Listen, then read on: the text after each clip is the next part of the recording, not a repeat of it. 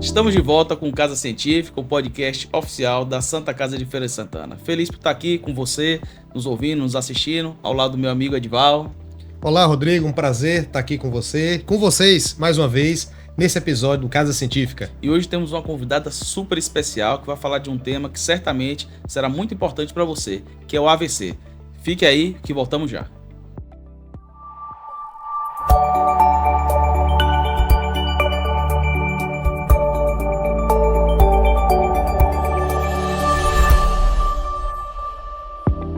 Estamos de volta com o nosso Casa Científica, o podcast oficial da Santa Casa de Feira de Santana. Olá, doutor Edival. Olá, Rodrigo, um prazer muito grande estar aqui com você. Hoje nós temos uma convidada super especial, doutora Mônica Seixas. Doutora Mônica, que é uma neurologista, atualmente é a nossa referência em neurologia da Santa Casa. Uma honra, um privilégio tê-la aqui, Mônica.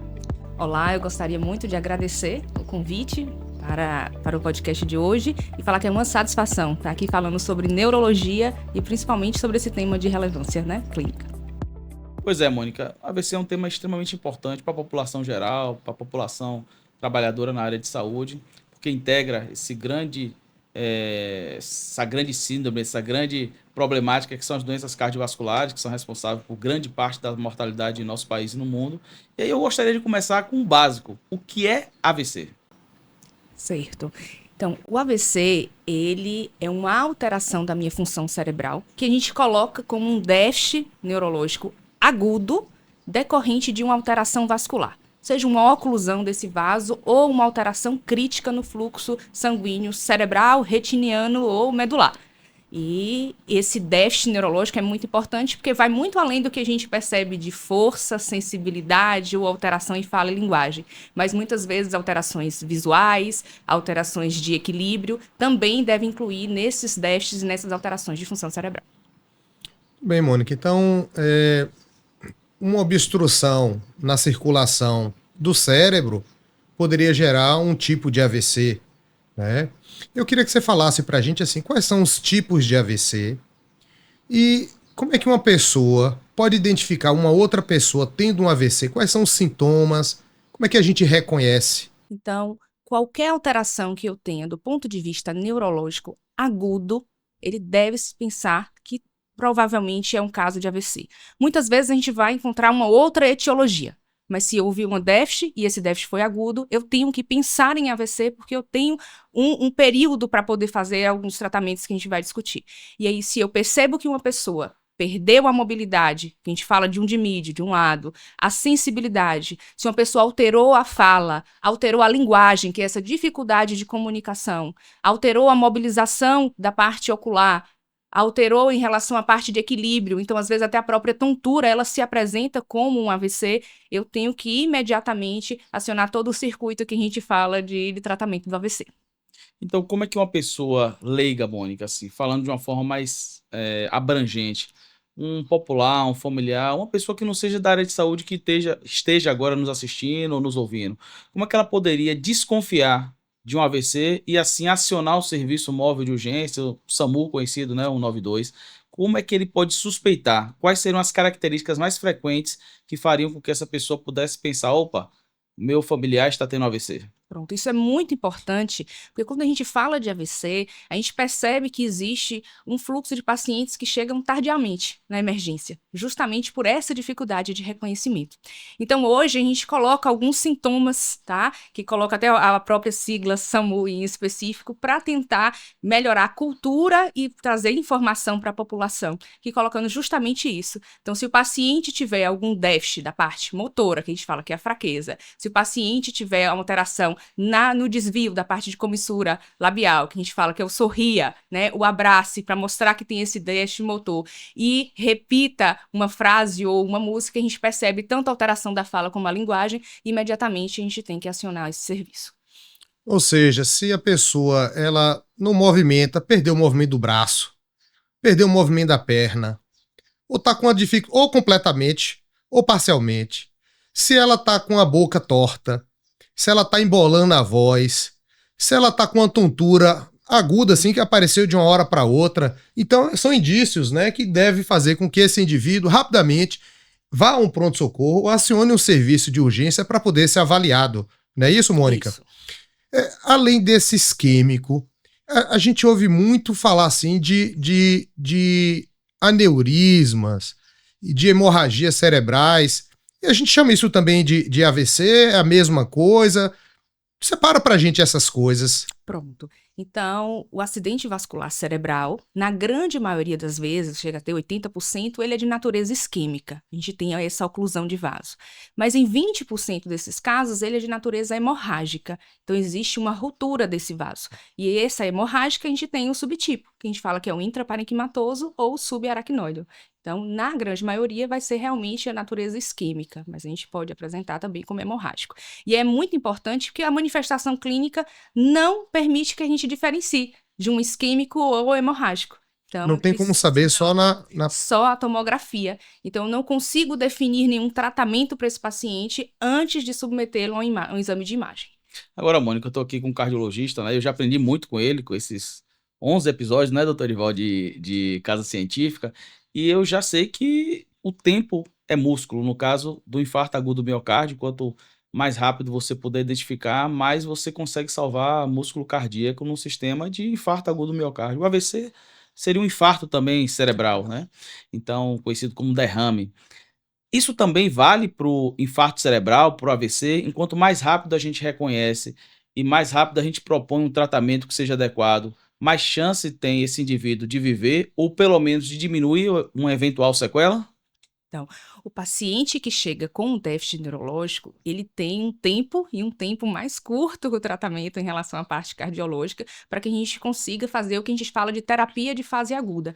Então, melhorar a informação foi justamente por isso. E, nesses períodos, nos últimos 10 anos, houve um impacto muito grande no tratamento do AVC. Então, na maioria hoje dos serviços, a gente tem a disponibilidade de fazer a trombólise química, que ela é realizada em até 4 horas e meia do início dos sintomas. Então, eu preciso definir na avaliação desse paciente quando esse sintoma começou. Então, eu consigo fazer esse tratamento e, em outras situações, a gente consegue ainda progredir na fase de tratamento, que a gente chama de tratamento de fase aguda. A gente está falando um pouquinho do reconhecimento, do tratamento. Você falou de um trombolítico. Fale o que é um trombolítico. E eu destaco essa informação, Rodrigo, que me pareceu bastante importante. Ela está dizendo o seguinte: a gente tem 4 horas e meia de quando o indivíduo passa a sentir o sintoma até o momento que ele é tratado efetivamente. É um tempo bastante curto, né? Isso torna necessário duas coisas. A primeira coisa é que todo mundo reconheça, todo cidadão reconheça um sintoma de um AVC. Claro, o indivíduo, eventualmente, que está sofrendo, ele pode não saber, alguém tem que reconhecer. E o segundo é a gente ter um sistema público, sobretudo, que dê assistência a esse tipo de paciente, e a gente consegue, graças a Deus, em Feira de Santana, na grande parte das cidades, pelo menos as maiores, as grandes cidades, dá assistência, né?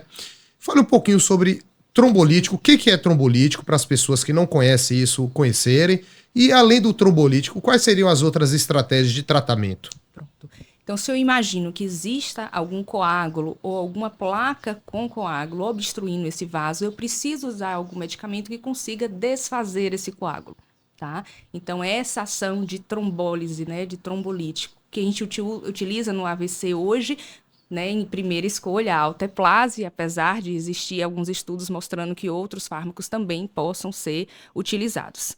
Quando a gente pensa nesse fluxo, isso está muito bem estabelecido. Então, a gente tem os tempos que a gente precisa dar assistência para esse paciente. Então, o paciente adentrou o hospital com um déficit neurológico agudo, ele deve seguir esse fluxo. Então, a gente tem que imaginar que em até 10 minutos o médico tenha conseguido avaliar esse paciente, tenha conseguido determinar qual é o grau desse nível de déficit neurológico, que a gente tem uma escala para isso. Tá? Que ele tenha essa possibilidade de uma avaliação ou interconsulta em relação à parte neurológica, que ele seja submetido a uma tomografia em até, a gente fala em até 25 minutos, e que eu tenha um tratamento que a gente fala que é o tempo porta-agulha, que a cardiologia também utiliza, em até 60 minutos. Então, tudo isso tem que estar bem organizado, toda a equipe preparada e capacitada para receber esse paciente em vigência de um AVC agudo. Mas quando você fala que tem até 4 horas e meia, não quer dizer que a gente precisa esperar até 4 horas e meia, Isso é não é isso? muito importante, né? Porque o tempo é cérebro. Então a gente sabe que os principais estudos, entre 3 horas a gente teve um desfecho melhor, de 3 a 4 horas e meia a gente também tem um desfecho, mas com um resultado diferente. Então, quanto antes, melhor. Então, tempo é cérebro. O tempo é cérebro. Bem, então, é um remédio, é uma medicação. Então, o indivíduo que tem um AVC é fácil de ser tratado, né? Vai no pronto-socorro apropriado, que porte, que tenha isso disponível, mas é uma medicação que pode ser feito na veia. E isso vai, então, né, dissolver aquele coágulo que está fazendo o seu cérebro morrer. E uma vez que aquilo foi solucionado, o sangue volta ao seu cérebro e os déficits, né, as consequências são poucas, ou são reduzidas em relação àquele que não tem um tratamento, né? Como é que funciona atualmente a disponibilidade no SUS desses tratamentos, Mônica? O que há no SUS? Isso que a gente está falando, é possível a gente utilizar? Fale um pouquinho a visão do SUS sobre o tratamento do AVC. Pronto. Então, hoje nós temos alguns centros que eles são capacitados e têm a disponibilidade para o tratamento. Então, em Feira, especificamente, a gente tem o Hospital Geral, o Clériston Andrade, que ele realiza. Em Salvador, a gente tem alguns hospitais, uma referência, a gente tem o Roberto Santos, mas tem outros hospitais que também realizam. E entrando na parte também, Vitória da Conquista tem essa possibilidade de tratamento, Itabuna também tem essa possibilidade de tratamento. E a gente imaginar que esse período, como a gente tem em algumas outras cidades, eu consigo deslocar esse paciente muitas vezes, a depender do local que ele esteja, para que seja submetido ao tratamento. Então, na verdade, quando você fala de centros que polarizam esse atendimento, é importante destacar que eu preciso ter uma tomografia, pelo que eu entendo. Sim. Porque o que a gente está falando de tratamento com trombolítico no AVC isquêmico, que são mais prevalentes, 80% são relativos a um AVC isquêmico, mas os 20% hemorrágico não se deve fazer esse tipo de tratamento. E então preciso de centros que tenham uma densidade tecnológica maior. Não dá para eu fazer no UPA, por exemplo. Agora, esse tratamento eu consigo fazer no centro sem a presença do neurologista? O neurologista é necessário para fazer isso? Ou se pode, ou melhor, se deve fazer uma trombólise no hospital que tem estrutura com emergencista? Isso. Então, a gente tem cada vez mais discutido sobre isso, né? Que o AVC agudo, ele é uma emergência médica, tá? Então, que exista um suporte, mas não necessariamente o suporte presencial do neurologista, porque a gente sabe de hoje também da nossa realidade, muitas vezes, de imagem, de laudos de imagem, para poder conseguir prosseguir com a parte do tratamento. Mas o neurologista em si, fisicamente, ele não é algo que precisa estar como obrigatório para que esse procedimento seja realizado. Tá? E aí, quando a gente pensa, e a gente estava colocando sobre essa questão, hoje a telemedicina, né, tem avançado muito nessas questões e a gente vê muito em congressos mostrando os resultados e os desfechos relacionados com essa assistência neurológica à distância.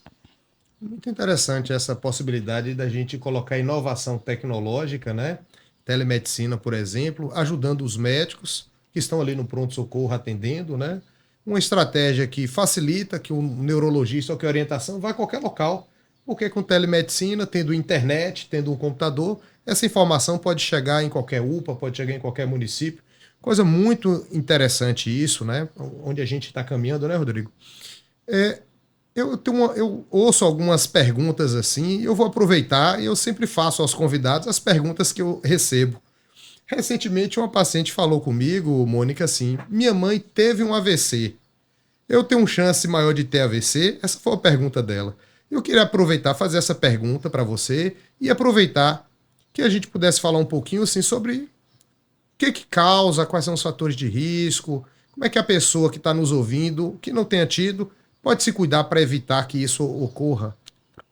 Então, assim, o AVC, na grande maioria das causas, quando a gente faz o processo de investigação, normalmente ele está associado à doença aterosclerótica, alguma alteração cardiológica que aumente o risco de embolia, e esses fatores de risco, eles são modificáveis. Eu estou falando de hipertensão, diabetes, sedentarismo, etilismo, tabagismo. Então, principalmente estão associados a esses fatores de risco. Uma minoria dos pacientes tem outras etiologias que são muito mais raras, relacionadas a trombofilias ou doenças outras reumatológicas. Mas no dia a dia, a grande maioria vai se incluir nesse grupo. Então, o que a gente pensa e sempre orienta é vamos tentar controlar ao máximo os fatores de risco. Agora, vendo você falar aqui, a gente já gravou, esse é o 11º podcast, e se a gente falar de câncer, a gente falou de atividade física e de boa alimentação, ou seja, hábitos de vida. Se a gente fala de infarto, morte súbita, hábito de vida e atividade física, enfim.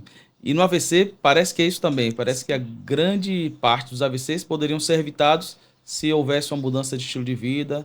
Então, é interessante a gente destacar aqui, doutor Edival, que medidas que são na atenção primária, que se forem eficientes, se forem bem implantadas, uma política pública séria, voltada para uma prevenção e promoção de saúde, faz com que os sistemas terciários sejam absolutamente protegidos para os casos que a doutora Mônica coloca aí, que não necessariamente são tidos como fatores de risco às questões relacionadas à hipertensão não controlada, à diabetes. Então, isso me faz pensar que a densidade tecnológica e o custo da saúde é muito motivado por não cuidarmos do básico. Então, isso é uma reflexão bastante importante. Mas, Mônica, eu fico pensando que apesar de o AVC isquêmico ser o mais importante no número de casos, a gente tem o AVC hemorrágico. E esse AVC hemorrágico teria um tratamento diferente. Você me disse que é difícil você diferenciar clinicamente o que seria hemorrágico e isquêmico, e aí a gente precisa de uma tomografia, mas o tratamento é absolutamente diferente. Há algo que o emergencista, ou seja, que o clínico que recebe esse paciente na porta de um pronto-socorro possa fazer, ou tudo vai depender do tratamento com o neurocirurgião ou com o neurologista? O que é que o clínico ou o emergencista da porta da emergência pode fazer para aumentar a chance de sobrevida e reduzir eventuais sequelas neurológicas, motoras para esse paciente com AVC hemorrágico? Então, assim, eu acho que o grande ponto do AVC hemorrágico é a gente pensar em controle de nível pressórico. Então, assim, a gente tem os cuidados que também são associados ao AVC isquêmico, relacionado ao controle de temperatura, a triagem de disfagia para evitar a pneumonia aspirativa, mas o controle pressórico é o ponto. E é o contrário do AVC isquêmico, que a gente trabalha com hipertensão permissiva. Então, entenda a importância da tomografia para essa situação. Então, a ideia é que eu preciso nas primeiras horas, controlar essa pressão para que eu evite a expansão desse hematoma. Porque é isso aí que está relacionado principalmente à piora clínica e de prognóstico desse paciente. Usando uma droga na veia? Venosa, não oral. Isso. E aí, na nossa prática, apesar de não ser a primeira escolha, é o que tem disponível para a gente é o nitroprustiato, né? Nesses casos do AVC hemorrágico, o Rodrigo falou a respeito da questão cirúrgica, né? Eventualmente, a gente vê alguns pacientes que precisam ser operados.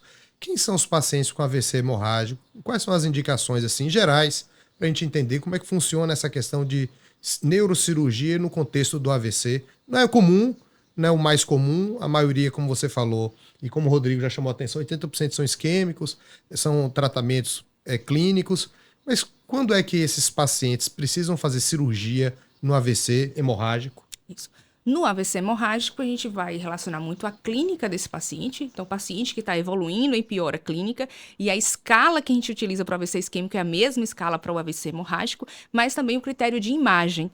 Então, o volume que a gente tem de hemorragia, o local dessa hemorragia, tá? A hipertensão causada, principalmente quando causa desvios de outras estruturas, que são os pontos que a gente avalia para a indicação cirúrgica. E lembrar que no AVC isquêmico a gente também tem algumas situações que tem indicação cirúrgica. Pacientes que têm AVC isquêmico muito extenso, pacientes mais jovens e que chegam nessas primeiras 24 a 48 horas, eles também vão ser avaliados para a possibilidade de cranectomia descompressiva.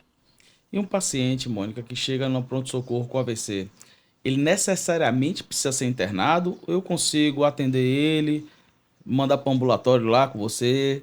É um paciente que é um paciente de risco, eu tenho que internar e necessariamente essa internação tem que ser na UTI? Porque quando a gente fala em AVC é algo que assusta muito a população, né? Porque é realmente causa de muita morbimortalidade, ou seja, morre muita gente e algumas pessoas que não morrem geram sequelas que impactam muito na sua produtividade. Então, como é que seria o manejo desse paciente? Tem AVC, ele necessariamente é internado, e se ele for internado, necessariamente ele precisa ir para uma unidade de cuidados intensivos? Fala um pouquinho para a gente sobre isso. Pronto. Então, assim, a gente não pensa na possibilidade de investigar ou vigiar um paciente fora da unidade hospitalar. Então, o AVC agudo, ele demanda a internação. Tá? A depender do grau clínico que esse paciente tem, essa internação deverá ser realizada em unidade fechada, para que a gente consiga em UTI mesmo, para vigilância neurológica, tá? Mas em alguns casos de pacientes que a gente fala de um AIT, de baixo risco, tá certo? A gente consegue, às vezes, manter a enfermaria. Mas na grande maioria dos casos, esses pacientes vão ficar em unidade fechada, tá? Uma parte desses pacientes, eles desenvolvem, mesmo com todo cuidado, grande parte não consegue chegar nesse horário, nesse tempo, né? 4 horas e meia, eles desenvolvem sequelas, né? Então, às vezes a gente vê uma pessoa que ficou com a dificuldade de movimentar a perna, movimentar o braço, uma dificuldade de falar.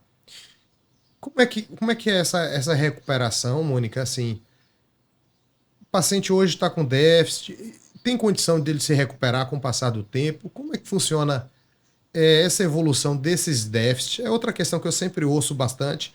Eu estou aproveitando aqui para poder fazer essas perguntas também para você.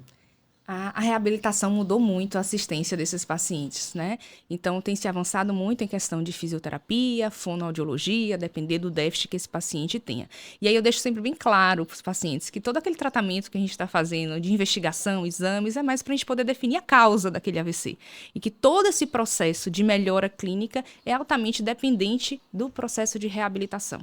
Então, é um paciente que precisa fisioterapia precoce, fonoaudiologia precoce, porque, principalmente nessa fase que a gente chama desses 3 primeiros meses até 1 ano, é onde a gente percebe uma curva maior de melhora clínica. Agora, voltando para o AVC isquêmico especificamente, a gente falou aí da janela de 4 horas e meia, do início dos sintomas, até a possibilidade que eu tenho de fazer esse trombolítico, que é uma medicação que mudou a história do AVC, né, o curso do AVC, principalmente nessas questões relacionadas às sequelas. Agora, a gente ouve falar, inclusive na última sessão clínica que a gente discutiu lá de emergência, a gente ouviu falar de possibilidades para além do trombolítico, quando o paciente já passou dessa janela de 4 horas e meia, seriam procedimentos intervencionistas, que inclusive são feitos lá na Santa Casa. Eu queria que você falasse um pouquinho quais são as alternativas terapêuticas que temos para pacientes que perderam essa janela, essa possibilidade de 4 horas e meia, e que podem efetivamente reduzir a chance de sequelas ou até reduzir a chance de mortalidade nesse paciente. Há chance para esse paciente que perdeu a janela de 4 horas e meia? Pronto. Então, assim, a primeira questão, antes até mesmo da questão da trombectomia, é a gente imaginar aquele paciente que ele despertou com um déficit. Ele acordou com um déficit. Eu não sei que horário isso aconteceu. Né? Então, a gente tende a determinar que o ictus foi o último horário que o paciente foi visto bem, normalmente na noite do dia anterior. Isso mudou também a prática, porque a grande maioria dos pacientes chegavam isso, a gente está fora de janela, não realizava nenhum tratamento. Então, existe um estudo que validou a possibilidade de eu fazer a trombólise química com a ressonância. Submetendo esse paciente à ressonância magnética, eu tenho 2 sequências. Uma que avaliaria a possibilidade de ter uma área isquêmica e uma outra sequência que seria correspondente a uma área de infarto. Porque essas sequências, elas variam em tempos diferentes no AVC. E aí, com essa alteração, eu tendo isquemia, não tendo infarto, que a gente chama de mismatch radiológico, eu consigo submeter esse paciente à trombólise. Tá? Então, isso é um ponto importante. Mas o paciente que chega em um serviço que tem a disponibilidade de realizar a parte hemodinâmica, ele vai ser submetido à tomografia e, na mesma fase, ele vai ser submetido à angiotomografia arterial de crânio e de pescoço, para eu avaliar se existe uma oclusão de algum vaso que ele é passível de abordagem por hemodinâmica. Seria, então, carótida, cerebral média, a parte mais proximal, vasos mais proximais, que o meu catéter tivesse acesso para poder realizar a retirada desse trombo.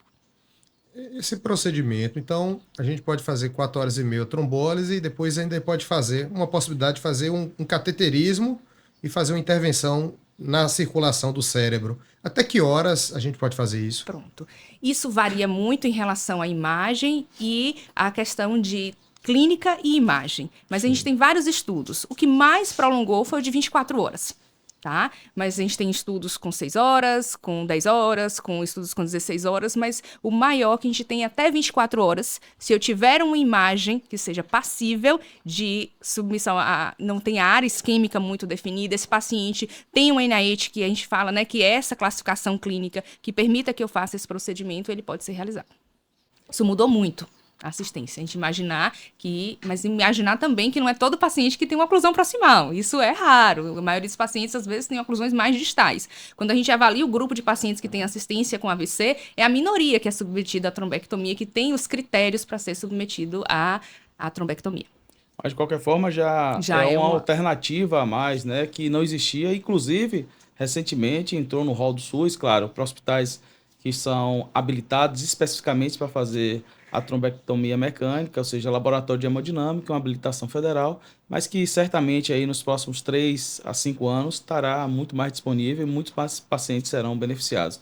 Eu tenho uma dúvida com relação ao AVC, que é a ocorrência de um AVC no paciente que teve um AVC prévio.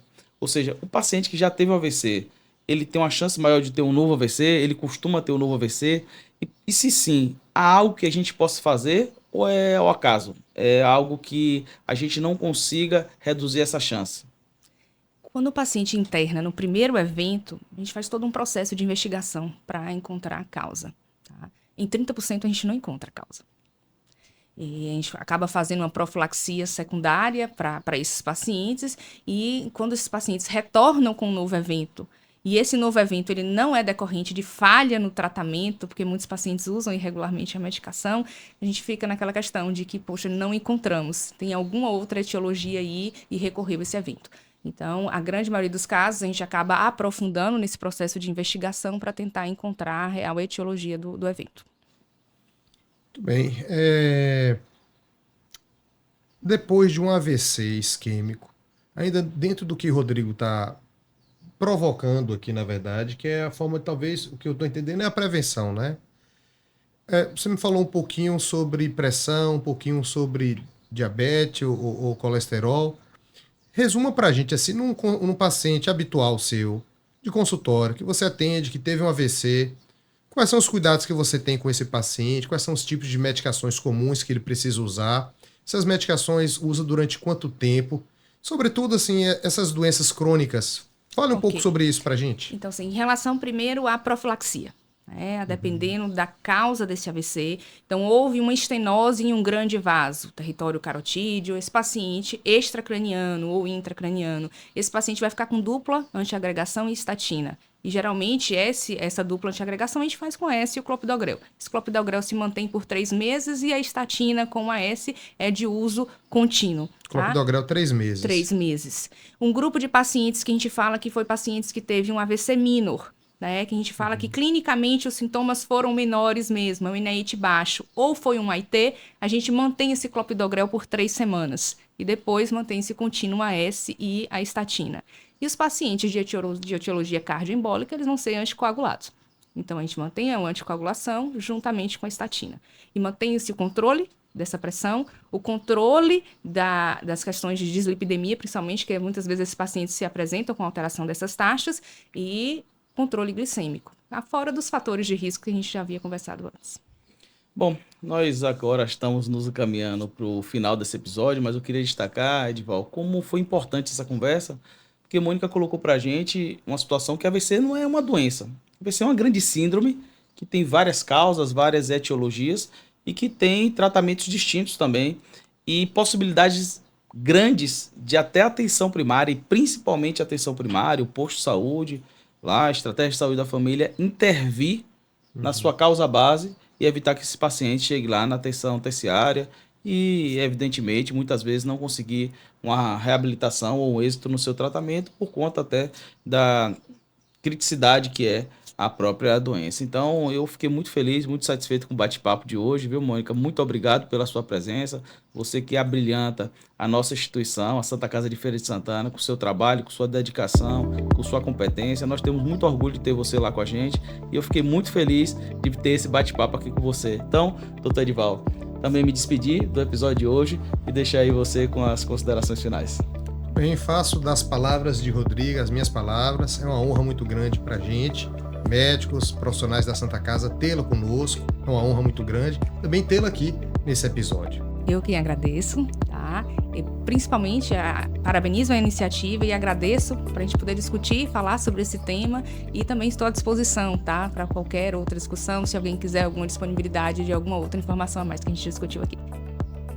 Então, aqui encerramos mais um episódio do Casa Científica, o podcast oficial da Santa Casa de Feira de Santana. Se você ainda não nos segue nas redes sociais, busque no Spotify Casa Científica, no Instagram e no YouTube Santa Casa FSA. Compartilhe esse vídeo, dê sua curtida e faça com que informação de qualidade chegue a mais pessoas para que essas pessoas tenham impacto positivo em suas vidas.